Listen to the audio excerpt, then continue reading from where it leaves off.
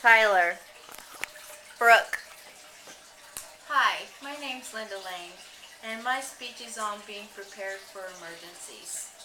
By the end of the speech, I hope the audience will be able to prepare an emergency kit.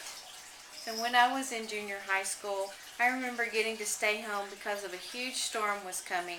I thought to myself, wow, a day off from school, and was pretty happy about it.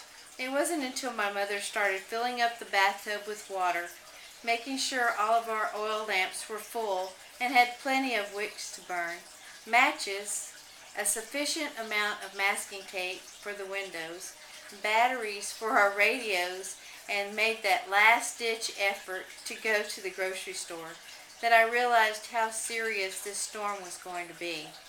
You see, this huge storm that was coming was called Hurricane Celia, and what a storm it was. It turned the streets into rivers and left us without power for at least a couple of weeks. Corpus Christi was completely turned upside down, and devastation was everywhere. Our house took the hit pretty well, but I believe that was only because it was built in the 1920s and was entirely made of brick. Most of the neighbors didn't fare so well, but thankfully there was a lot of help for everyone. Hopefully none of us will ever be in a situation where we will need an emergency kit for a hurricane, fire, severe thunderstorm, or tornado, but the odds are that one of these disasters could strike at any time. There may be several days when you need to be able to take care of yourselves when you have been involved in a disaster. An emergency kit is easy to assemble as long as you are aware of the things you will need. Firstly, you'll need to purchase a few items and then place them in a waterproof container. Always make sure to store the container in an easy-to-get-to location and update product periodically. When purchasing supplies to complete your emergency kit, you may need to go to more than one store. Most stores only bulk up on extras when a storm is imminent. There are several things you may already have on hand, or there may be several things you will need to purchase.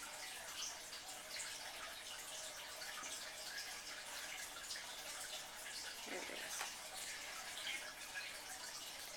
Water at least 1 gallon per person per day to drink and or cook with.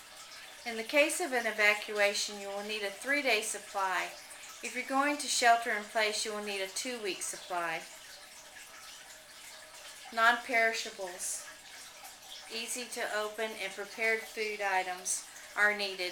For example, any of your canned meats and vegetables, as this would also include your shelf-safe packaged foods. There are several kinds now on the market for your choosing.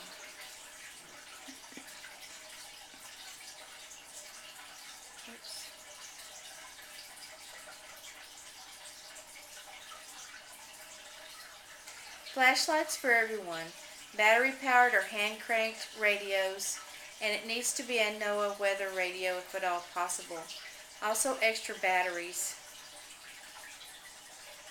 First aid kits, medical items and medications enough to last for 7 days.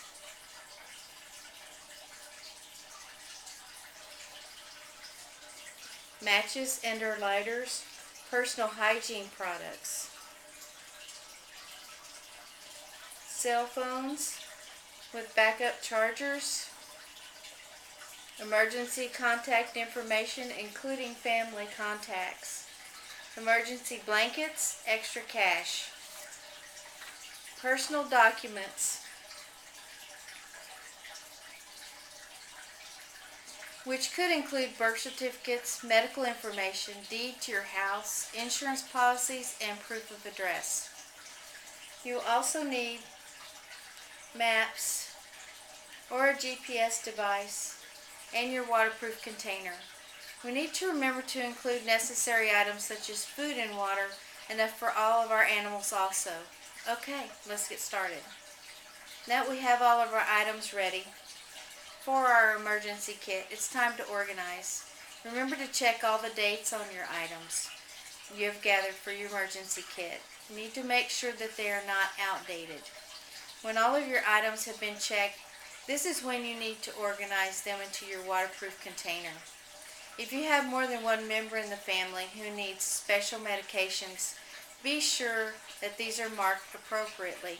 It would be a good idea to separate these items and put them in gallon-sized baggies for extra convenience. I believe that it's very important to have one of these kits on hand at all times. Just make sure to check them periodically for expiration dates and replace outdated products. It's very easy to make, and if you ever need it, you would really be glad that you took the time to do it.